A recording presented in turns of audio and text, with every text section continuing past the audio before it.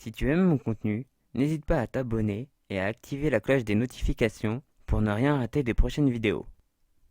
Pour aider ces vidéos à être mieux vues, n'hésite pas à mettre un pouce en l'air, à commenter et à partager ces vidéos. Sur ce, bon visionnage. Bonjour et bienvenue sur cette nouvelle vidéo. Aujourd'hui, on va analyser ce qui s'est passé pendant les 24 premières heures de course de la Transat Jacques Vabre. Donc déjà, il y a eu un premier abandon malheureusement. Un de mes bateaux préférés, la Motte, avec Tanguy le Turquet et Luc Berry.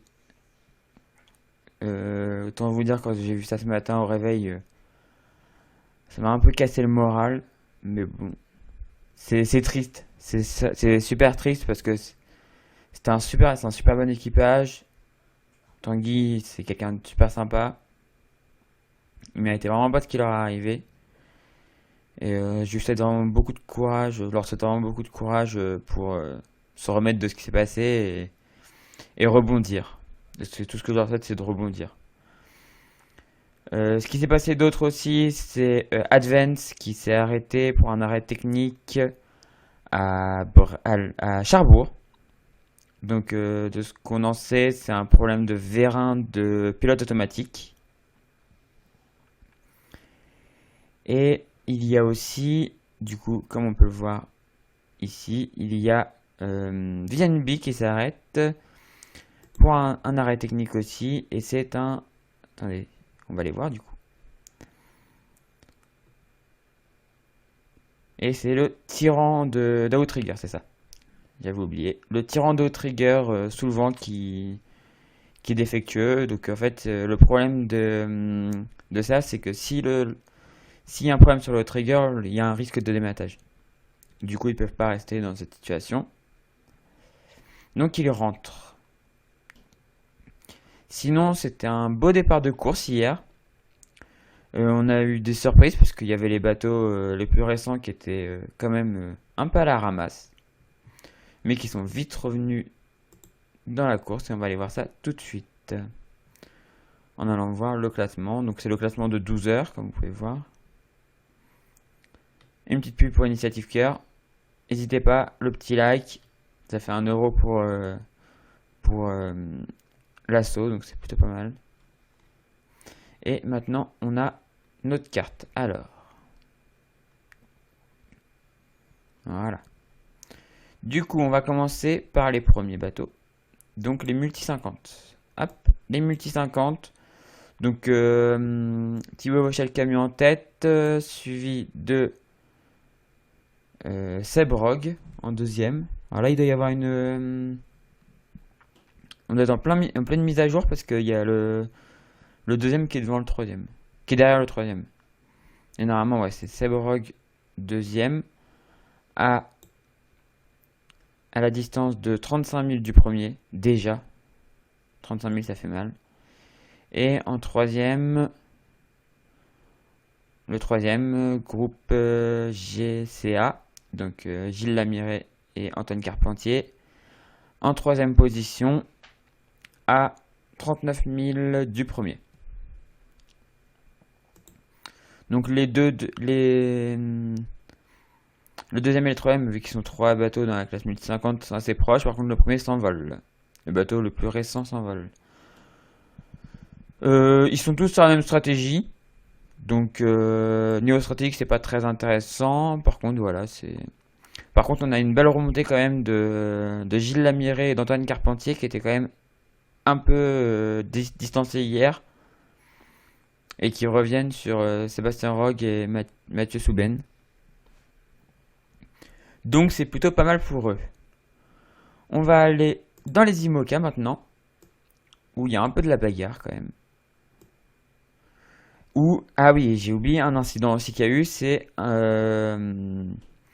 Isabelle Josquet et Morgan Lagravière qui ont talonné au pied de la falaise d'Étretat. Sous mes yeux, je l'ai vu en direct. Certains ont pensé que c'était les voiles qui avaient claqué, mais non, moi je savais très bien ce qui venait de se passer. Et pour connaître le secteur, je savais très bien ce qui s'était passé. Ils ont touché le fond. Pour l'instant, ils s'arrêtent pas. Donc, est-ce que ça veut dire que qu'ils peuvent continuer? On va voir. Là, ils ont l'air de se diriger vers vers la pointe du rat. Alors est-ce que ça veut dire qu'ils rentrent et qu'ils abandonnent? Peut-être. Mais on n'a pas l'info pour l'instant, donc du coup pour l'instant ils sont encore officiellement en course. On voit actuellement Maxime Sorel qui rentre. Et donc en tête, et ben, comme par hasard, Jérémy Bayou, et qui est même au niveau des multi 50. La fusée. Charal est en tête. Alors qu'hier, à la marque d'Étretat, il était largement derrière, mais c'est une fusée ce bateau, c'est une fusée. Et comme d'habitude, hier on l'a peut-être enterré un peu trop vite. Quand on a vu la ramasse qu'il prenait, il était derrière des classes 40 et tout, mais là il est revenu à 8ème place et il va assez vite. Hier il allait, je crois à un moment il allait 3 nœuds plus vite que tout le monde. C'était assez fou. Mais du coup on peut voir les trajectoires. Alors, je vais pas vous faire tout le classement parce qu'ils sont quand même 29. Ils sont 29, mais on voit qu'il y a beaucoup d'écart, hein, mais de toute façon on le savait. Il y a les bateaux de 13 anciennes générations, 1998. Donc le bateau d'Isabelle, pas Isabelle Josque, mais Alexia Barrière, donc qui est en fait l'ancienne initiative cœur de 2012 et l'ancien bateau de Romain Athanasio et qui est déjà en train de se faire attraper par Thomas Ruyant sur Advance, qui s'est arrêté du coup pendant quelques heures à Cherbourg parce il a été obligé de s'arrêter de toute façon minimum 4 heures. Vermont sans sida qui est 26ème proche des bateaux de 1998 alors que c'est un bateau de 2008. Bon. Mais d'après ce que j'ai compris, ils ont des problèmes de vernis.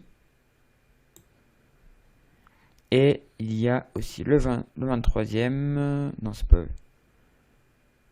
Ah si, c'est eux.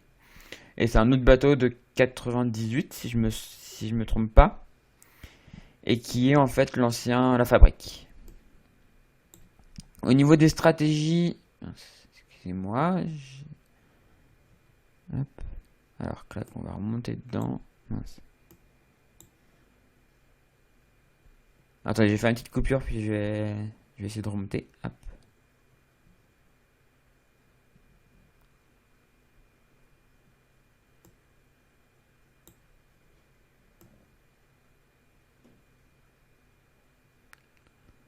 Voilà, du coup, on se retrouve. Nickel chrome. Donc, du coup, avec les stratégies, on va regarder un peu les stratégies. Donc, on va dézoomer un peu en arrière. Je vais éviter de dézoomer avec la souris, parce que sinon, il va me arriver la même chose. Donc, on voit clairement des stratégies différentes. Il y a des bateaux qui sont partis au nord, des bateaux qui sont restés plutôt à la côte. L'idée de rester à la côte, c'était de jouer avec le courant, avoir du courant favorable. L'idée d'aller au large, c'était peut-être d'éviter les manœuvres et c'est surtout les foilers en fait qui allaient jouer un peu au large. Parce que l'allure en allant au large était meilleure pour foiler, quoi. Pour un foiler. Alors que près de la côte, bah, pour les bateaux à dérive droite, bah, c'était beaucoup mieux, quoi. Les bateaux à dérive droite ont plutôt joué avec le courant, alors que les foilers ont plutôt joué avec leur vitesse de base. Donc c'est tout pour les IMOCA. Donc on va faire quand même le top 3. Je vais vous donner le top 3. Donc le top 3, c'est Bayou en tête. Donc en deuxième, nous avons Samantha Davis sur Initiative Cœur avec Paul Meillat qui sont à 7,2 milles du premier. Donc c'est encore assez serré, hein. C'est proche. Et Enright et Pascal Bidégory. Alors je vais pas m'enquiquiner à donner le nom parce que comme je parle très mal anglais, j'ai vraiment pas envie de me ridiculiser. Et donc eux ils sont à 11,3 milles du premier. Voilà. Sachant que c'est l'ancien Hugo Boss qui a fait deuxième du Vendée Globe. Ça vous donne un peu le bateau. Et ensuite, donc pour moi mon favori est quatrième. dans cette catégorie, mon favori quatrième, donc c'est Apivia. C'est mon favori du cœur, on va dire, hein. Mon favori de la raison, ce serait plutôt Jérémy Bayou et Christopher Pratt. Mon favori du cœur, c'est Charlie Dalin et Yann Eliès sur Apivia. Donc voilà. Sachant qu'en multi 50, je vous ai pas donné mon favori. Mon favori en multi 50, c'est Thibaut Vauchel-Camus, celui dans un peloton. Donc pour l'instant, ce que je m'étais dit est bon. On notera en IMOCA quand même le magnifique, mais magnifique départ des bateaux de la génération 2008. Je m'attendais vraiment pas à les voir là. Où on a vu un quorum que je m'attendais pas du tout à voir aussi bien placé. On l'a vu à des positions, je crois en deuxième position, deuxième ou troisième à la bouée d'Étretat. Et je vais vous faire revivre d'ailleurs les premières heures de course. Hop.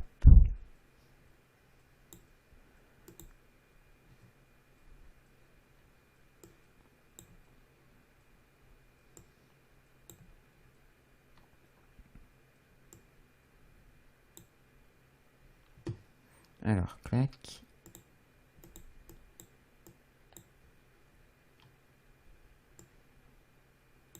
Alors ça c'est bloqué. Pourquoi ça s'est bloqué? Ah bah ça s'est débloqué d'un coup, d'accord. Ah zut. Voilà. Du coup, on revient sur les bateaux. Mince, mais pourquoi ça m'a pas...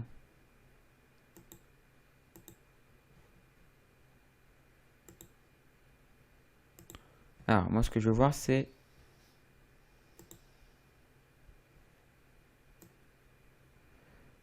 Bon, ils veulent pas vous montrer le...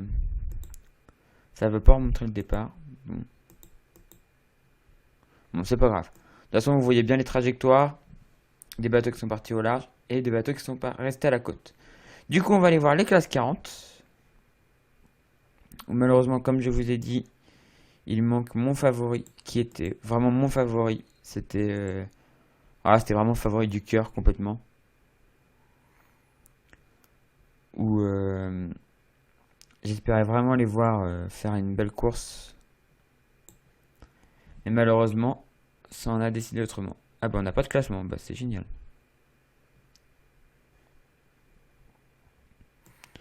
Ah ouais, donc il me met pas le classement là. Bon, on va remettre en... Ah d'accord, bah là il veut bien. Bon bah je vais vous le faire vivre un peu comme ça. Alors, on va remonter un petit peu. On va dézoomer. Et du coup, on va voir un peu les premières heures là.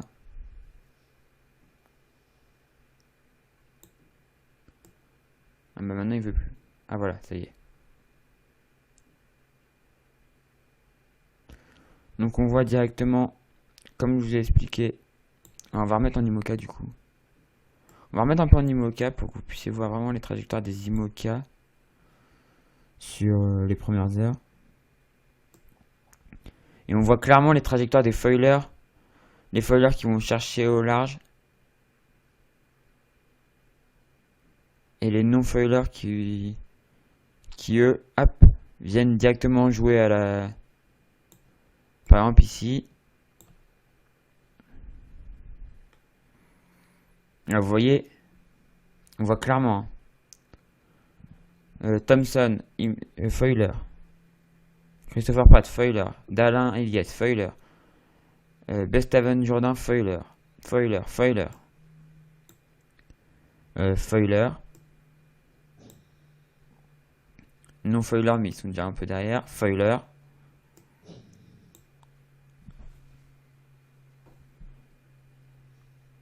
Et là, du coup, là on a des non-foilers du coup. Alors, on a un foiler quand même. Escoffier.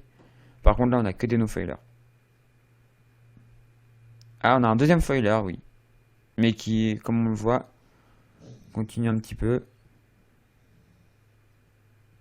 Alors, je suis désolé si vous entendez mon chien grogner, il entend un avion donc il grogne.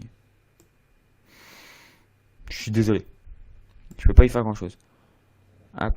On voit quand même qu'il y a quelques foilers, mais quand même la...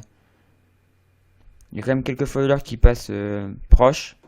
Donc qui ont plutôt joué la stratégie du courant. Mais la majorité des foilers modernes ont plutôt été joués au large. Par exemple, Simon Ryu, qui ont plutôt rejoint après eux le large. Mais on voit, voilà, la majorité des foilers récents ou un peu extrêmes. Enfin, les trois nouveaux, hein. Donc Hugo Boss, Apivia et Bayou Prat Charal ont été joués au large. On peut le voir. Donc maintenant on va passer, parce que là après c'est juste, ça se rejoint et après ça se suit, hein. Clairement, il n'y a pas eu vraiment d'autres stratégies. Il y a personne qui a essayé de passer XT et DST. Donc voilà. Maintenant on va finir avec les classes 40. Où là il y a de la stratégie. Il y a un peu de stratégie. Et il y a un peu de doute sur ce que vont faire, ce qui va se passer dans les prochaines heures. Donc on va revenir à la position actuelle. Et on va cliquer sur les classes 40.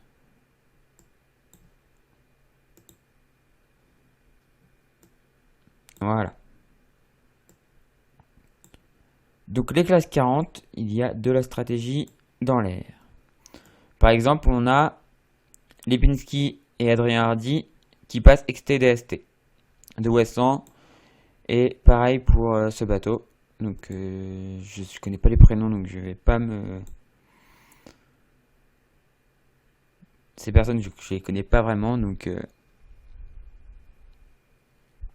je ne vais pas me risquer à écorcher les prénoms ou les noms. Alors du coup on voit le dernier bateau qui est ici, qui en fait il faut un peu pardonner, c'est le bateau le plus ancien de la classe, c'est le numéro 1. C'est le bateau numéro 1 de la classe 40. Du coup c'est un bateau vraiment très ancien et on voit qu'il est tout de suite distancé, quoi. Donc on a eu un magnifique départ de course au niveau des classes 40. Au passage d'Étretat, on avait des classes 40 devant des IMOCA. C'est encore le cas d'ailleurs. On a encore des classes 40 devant des IMOCA. Mais on sait depuis un petit moment que les IMOCA sont... Les IMOCA et les classes 40 sont... Les nouveaux classes 40 sont meilleurs que les anciens IMOCA. Voilà, j'ai trouvé ce que je voulais dire. Donc on voit que du coup, il y a quand même, ça se suit quand même beaucoup, hein, à ce niveau-là, mais qu'il y a quand même deux fuyards, donc Yann Lipinski et Adrien Hardy, et l'autre bateau là-bas. Donc ces deux bateaux, on se demande en fait, moi ces bateaux-là, je me demande, est-ce qu'ils vont vraiment aller au sud, ou est-ce qu'ils vont refaire un empennage et ils vont partir au nord? Enfin, par l'ouest, passer à l'ouest des dépressions. Sachant qu'il y a de l'air à l'ouest. On voit malheureusement Luc Berry et Tanguy Le Turquet qui font route vers Roscoff, je pense. Sans mât, malheureusement. On va revenir un peu en arrière aussi pour voir les stratégies. Sachant que... Bon, on va pas revenir en arrière d'ailleurs. On va juste vous montrer les trajectoires, pareil, des classes 40. Ça, là, je vais juste revenir à ce niveau-là. Clac. Donc on va revenir à l'endroit intéressant.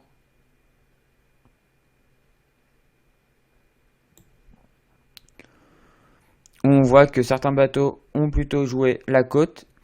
Ici, il y avait une renverse de courant vers 21h. Donc en fait, tous les bateaux qui ont été joués par là, c'était pour choper la renverse de courant, qui était à 21h, et se faire catapulter par le courant. Ceux qui sont restés au large, c'est ceux qui n'ont pas pris le risque peut-être d'arriver trop tôt dans le courant. Ça, c'est une hypothèse. Ils ont peut-être eu peur d'arriver trop tôt dans le courant et du coup d'avoir encore du courant contraire et de se faire distancer par ceux qui seraient au large. C'est vrai que le courant était plus fort. Ici, on a quand même beaucoup de courant, donc à Barfleur. Et ici, on a aussi énormément de courant. Toute cette zone-là, il y a quand même pas mal de courant. Et il y a beaucoup de courant à la côte et au large, il y en a un petit peu moins. Et surtout, il arrive un peu plus vite ici, normalement. Il faut savoir qu'ici, il y a quand même... on peut avoir jusqu'à 9 nœuds de courant qui peuvent vous emmener par ici. Et on voit de toute façon que par la suite,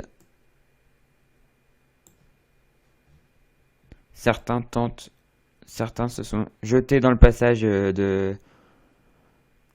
Certains ont fait le passage au niveau du cap de la Hague, donc le rat Blanchard, pour être catapultés par le courant. Et sachant que c'était... En fait, c'était des IMOCA. Les classes 40 sont restées à l'extérieur. J'ai pas vu que des IMOCA étaient passés dans le rat blanchard. Voilà ce qu'on pouvait dire. Donc, comme vous pouvez voir, il y en avait qui étaient restés au large et d'autres qui sont passés à la côte. Voilà ce qu'on pouvait dire pour cette première journée de course. Donc, qui était une journée triste sur certains points et intéressante cette nuit. C'était intéressant pendant la nuit, là, ce qui s'est passé. À ce niveau-là, c'était intéressant. Par contre, là, c'est un peu le train-train. À part pour ceux qui sont partis, ceux qui ont choisi de prendre l'XT. On va aller revoir. Hein. Qui ont choisi en fait de tirer leur bord plus au large et qui passent extérieur DST. À l'extérieur du DST de Wesson.